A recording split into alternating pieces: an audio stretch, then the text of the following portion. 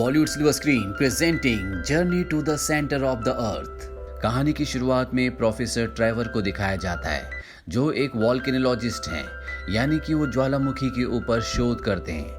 उन्हें उनका एक कॉलीग बुलाता है और बताता है कि तुम्हारे भाई की लैब को अब बंद किया जा रहा है। ट्रेवर उन्हें ऐसा करने से मना करता है। वो ट्रेवर को कहते हैं कि पिछले 10 सालों से तुम्हारे भाई लापता हैं, उनके बारे में हमारे पास कोई भी इंफॉर्मेशन नहीं है और वैसे भी अब हमारे पास लैब के लिए किसी तरह की कोई भी फंडिंग नहीं आ रही। ट्रेवर अपने घर आ जाता है जहां पर उसके भाई की वाइफ अपने बेटे को यानी कि ट्रेवर के भतीजे को उसके पास 10 दिनों के लिए छोड़ने के लिए आई है।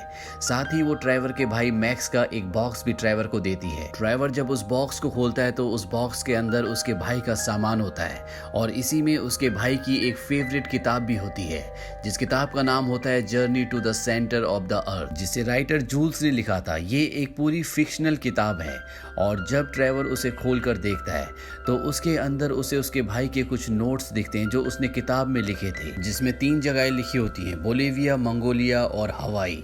ये सब नोट्स देखने के बाद वो अपने भतीजे शॉन को लेकर अपनी लैब में आ जाता है जहां पर वो अपने कंप्यूटर स्क्रीन पर इन तीनों जगहों को देखता है। ये वो जगहें हैं जहां पर ज्वालामुखी है और इस वक्त इन तीनों जगहों का वातावरण ठीक वैसा ही होता है जैसा कि आज से 10 साल पहले था, जब ट्रेवर का भाई मैक्स अचानक से हमेशा के लिए गायब हो गया। अब ये कंप्यूटर स्क्रीन पर देखते हैं कि इन तीनों जगहों के अलावा एक और ऐसी जगह है जहां पर ठीक इसी तरह का वातावरण है और ये जगह होती है आइसलैंड। ट्रेवर भी अब आइसलैंड जाना चाहता है। वो अपने भतीजे शॉन को बताता है कि तुम्हारे पिता और मैं हमेशा वॉल्केनिक ट्यूब्स के बारे में बात करते थे। ऐसी संभावना हो सकती है कि ज्वालामुखी के अंदर वॉल्केनिक ट्यूब्स हो, यानी कि ऐसे रास्ते हो जिससे हम धरती के सेंटर में जा सकते हैं। और मुझे लगता है कि आज से 10 साल पहले मैक्स इसी की खोज में आइसलैंड गया होगा और अब मैं भी आइसलैंड जा रहा हूँ। हालांकि वो अपने भतीजे शॉन को अपने साथ नहीं ले जाना चाहता, पर उसके पास कोई भी ऑप्शन नहीं होता, इसीलिए दोनों के दोनों अब आइसलैंड पहुंच जाते हैं जहां ये एक साइंटिस्ट के घर पर जाते हैं जो वॉल्केनो के ऊपर रिसर्च करता है। पर दरवाजा उसकी बेटी खोलती है जिसका नाम हना है। हना इन दोनों को बताती है कि उसके पिता 3 साल पहले इस दुनिया को हमेशा के लिए छोड़कर चले गए। ट्रेवर उसे अपने भाई की वो किताब दिखाता है जिस पर उसे बहुत विश्वास था, journey to the centre of the earth. Trevor Hannah से कहता है कि मुझे पूरा विश्वास था कि मेरा भाई यहाँ आने के बाद तुम्हारे पिता से जरूर मिला होगा। हना इस किताब को देखने के बाद अपने पिता की यही किताब निकालती है और जब ये दोनों किताबों के नोट्स मिलाते हैं तो दोनों ने ही अपनी अपनी किताबों पर एक जैसे मार्क किए होते हैं। हना इन दोनों को बताती है कि हालांकि ये किताब एक साइंस फिक्शन है, लेकिन बहुत सारे लोगों का ऐसा मानना है कि इस किताब में सेंटर ऑफ द अर्थ के बारे में जो कुछ भी लिखा हुआ है वो बिल्कुल सच है और मेरे पिता इन सभी बिलीवर्स में से सबसे बड़े बिलीवर थे। उन्हें यकीन था कि धरती के नीचे कोई ना कोई दुनिया है। ट्रेवर कहता है कि मैं उस ज्वालामुखी तक जाना चाहता हूँ। हना इन दोनों को बताती है कि वहाँ तुम्हारी गाड़ी नहीं जा सकती क्योंकि चारों तरफ माउंटेन्स है। मैं एक माउंटेन गाइड हूँ, मैं तुम्हें वहाँ ले जाऊंगी।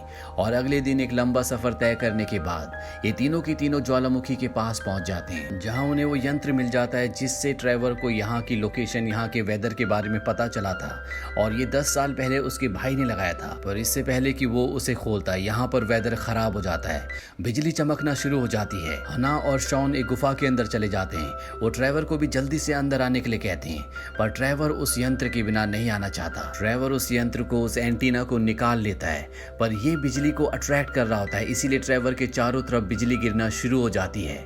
हना उसे कहती है कि तुम्हें इसे फेंकना होगा। ट्रेवर अपनी जान बचाने के लिए उस यंत्र को फेंक देता है और तभी बिजली गुफा के ऊपर गिरती है जिससे गुफा का रास्ता पूरी तरह से बंद हो जाता है। ये तीनों के तीनों अब अंदर फंस चुके हैं। हना इन दोनों को बताती है कि यहाँ पर एक बहुत पुरानी माइन भी है जहाँ पर अब किसी तरह का कोई काम नहीं होता, हमें उस माइन तक पहुँचना होगा।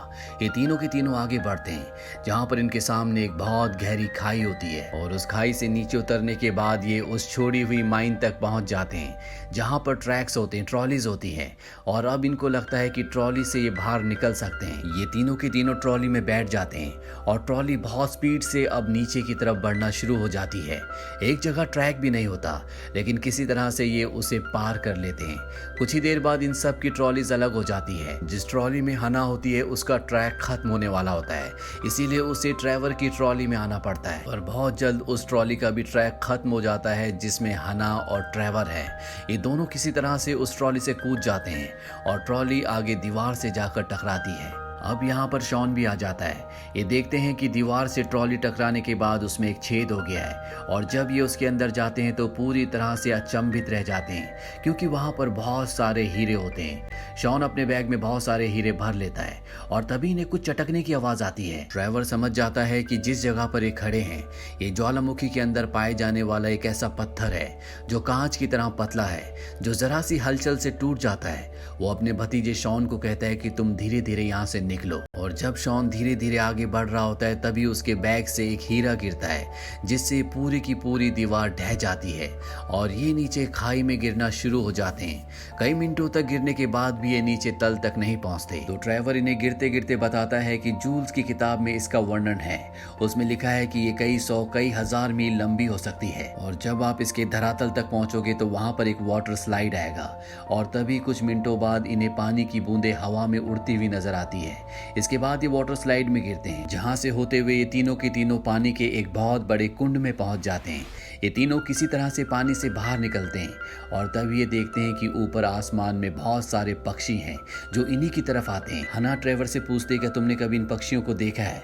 शॉन कहता है कि हाँ, म्यूजियम में, लेकिन ये धरती पर आज से 150 मिलियन साल पहले हुआ करते थे। अब ये पूरी तरह से धरती से लुप्त हैं। ये तीनों के तीनों अब गुफा से बाहर आते हैं और जब ये बाहर आते हैं तो पूरी तरह से चौंक जाते हैं क्योंकि यहाँ पूरी एक अलग दुनिया होती है और ट्रेवर को समझ में आ जाता है कि उसका भाई और हना के पिता बिल्कुल सही थे। ये सेंटर ऑफ द अर्थ है, यानी कि एक दुनिया के अंदर दूसरी दुनिया, और जो जो चित्र जूल्स की किताब के अंदर थे ठीक वैसी चीजें यहाँ पर भी होती हैं। ट्रेवर कहता है कि यहाँ कोई आया होगा और उसने सारी बातें जूल्स को बताई होंगी, इसीलिए उसने किताब लिखी, यानी कि यहाँ से कोई ना कोई बाहर निकला है। अगर वो बाहर निकल सकता है तो हम भी निकल सकते हैं। और अब ये आगे बढ़ते हैं जहाँ पर इन्हें एक ट्री हाउस मिलता है। इस ट्री हाउस के अंदर जाने के बाद इन्हें पता चलता है कि यहाँ पर ट्रेवर का भाई मैक्स रुका था। इन्हें उसकी डायरी और नोट्स भी मिलते हैं। वहीं बाहर हना को दिखाया जाता है जिसे मैक्स की बॉडी मिल जाती है। वो ये बात ट्रेवर को और शॉन को बताती है। ये दोनों के दोनों मैक्स की मौत से बहुत दुखी होते हैं। मैक्स के नोट्स से इन्हें पता चलता है कि यहाँ का टेम्परेचर कभी भी 200 डिग्री तक हो सकता है। इंसान 135 डिग्री से ऊपर जिंदा नहीं रह सकता। शॉन कहता है कि यहाँ का टेम्परेचर 95 डिग्री है। ट्रेवर कहता है कि जब हम यहाँ पर आए थे तब यहाँ का 82 डिग्री था, यानी कि टेम्परेचर लगातार बढ़ रहा है। हना अब मैक्स के नोट्स में पढ़ती है जिसमें उसने लिखा होता है कि जूल्स की किताब के अनुसार मुझे इस ओशियन को नॉर्थ साइड से पार करना होगा जहाँ पर गर्म पानी का एक झरना है जो उल्टा बहता है, यानी कि उससे सतह तक पहुँच सकते हैं। अब ये एक नाव बनाते हैं और धीरे धीरे यहाँ पर गर्मी बढ़ना शुरू हो जाती है और इससे पहले कि यहाँ पर टेम्परेचर 135 से ज्यादा होता, ये तीनों के तीनों अपनी नाव में यहाँ से निकल जाते हैं। नाव को तेजी से आगे बढ़ाने के लिए इनके पास मैक्स का पैराशूट भी होता है जिससे वो यहाँ नीचे तक आया था। इनकी नाव समंदर में बहुत तेजी से आगे बढ़ रही होती है, पर यहाँ समंदर में बहुत खतरनाक मछलियाँ भी होती है जो इनके ऊपर हमला कर देती है। पर तभी इसी समंदर का एक बहुत बड़ा क्रिएचर आता है जो उन मछलियों को खाना शुरू कर देता है। ये अपनी नाव को मोड़ लेते हैं और तभी हवाएं इतनी तेज हो जाती है कि इनका पैराशूट जिस लकड़ी से बंधा होता है वो टूटना शुरू हो जाती है।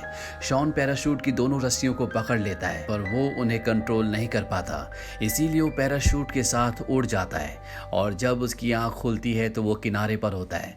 वहां पर उसे वही बर्ड दिखता है जो उन्हें यहाँ सेंटर ऑफ द अर्थ में आने के बाद दिखे थे। उन्हीं में से एक बर्ड शॉन को रास्ता दिखाता है। वो उसे पहाड़ी दर्रों के अंदर ले जाता है जहाँ पर शॉन देखता है कि उड़ने वाले पत्थर हैं, यानी कि यहाँ का मैग्नेटिक फील्ड पूरी तरह से अलग है।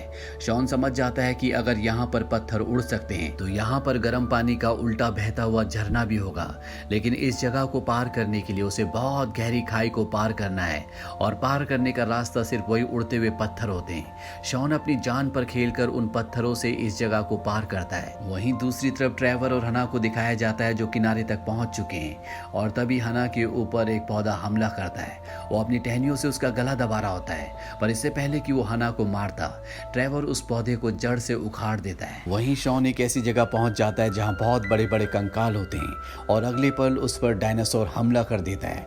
शॉन चिल्लाता हुआ भागता और वो पत्थरों के बीच में फंस जाता है और इससे पहले कि डायनासोर उसे खा जाता, ट्रेवर जिसने शॉन की आवाज सुन ली होती है वो पीछे से दीवार तोड़कर उसे निकाल लेता है और तभी ये सब देखते हैं कि इनके सामने वही गाइजर है, यानी कि पानी का उल्टा बहता हुआ झरना, जहां से बाहर निकल सकते हैं। ये तीनों के तीनों गाइजर की तरफ भागना शुरू करते हैं। डायनासोर अब भी इनके पीछे होता है।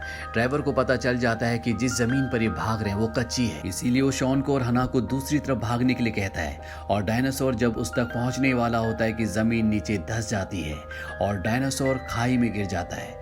अब ये तीनों की तीनों उस जगह पहुंच जाते हैं जहां पर पानी लगातार गर्म हो रहा होता है, लेकिन इन्हें यहाँ से आगे बढ़ने के लिए एक नाव की जरूरत है। तभी हना डायनासोर के सिर के कंकाल को नाव बना के ले आती है।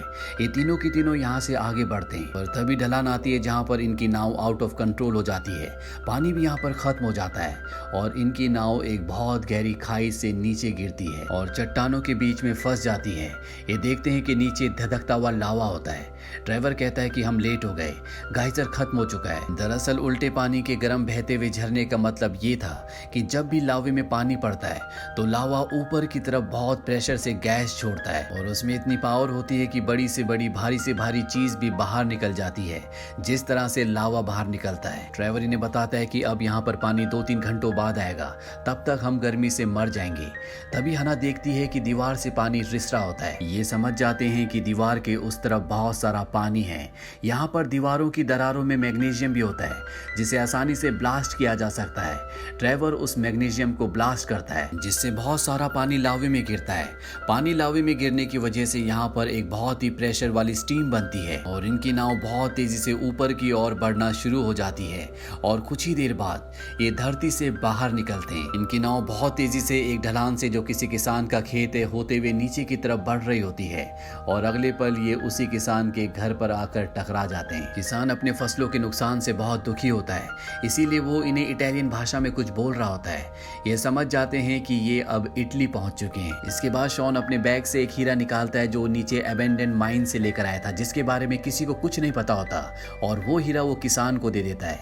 यहाँ पर उसके बैग में और भी बहुत सारे हीरे होते हैं, यानी कि न सिर्फ इन्होंने एक नई दुनिया को डिस्कवर किया बल्कि अब ये बहुत अमीर भी हो गए हैं। यहाँ पर हना और ट्रेवर दोनों एक दूसरे से अब प्यार भी करते हैं। इसके बाद ट्रेवर अपने भाई की लैब को, जो फंडिंग की वजह से बंद कर दी गई थी, उसे भी दोबारा शुरू करवा देता है। शॉन जब वापस अपने घर जा रहा होता है तो ट्रेवर उसे उसके पिता की एक दूसरी किताब देता है जिसका नाम होता है lost city of Atlantis. Trevor Sean से पूछता है कि तुम क्रिसमस की छुट्टियों में क्या कर रहे हो। शॉन कहता है कुछ नहीं।